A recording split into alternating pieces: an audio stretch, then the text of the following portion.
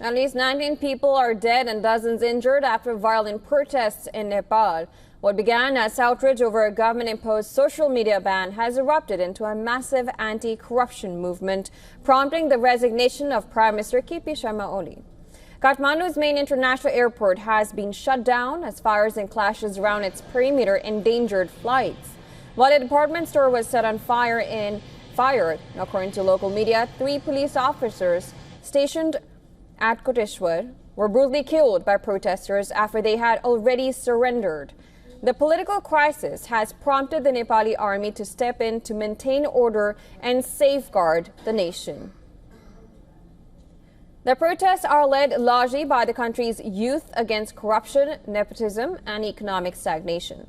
Army Chief General Ashok Raj Sikdar is appealing for peace and dialogue, urging groups involved in the protest to call it off and engage in dialogue.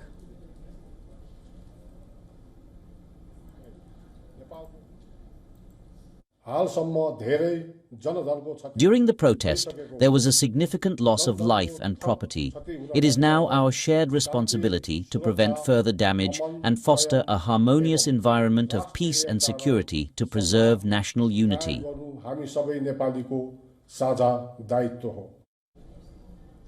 UN Human Rights Chief said he is appalled by the escalating violence on ground, urging authorities to protect the right to peaceful protest and calling for an investigation into the deadly crackdown.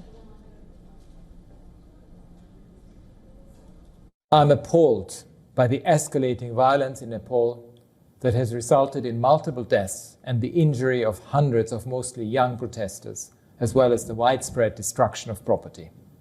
I plead with security forces to exercise utmost restraint and to avoid further such bloodshed and harm.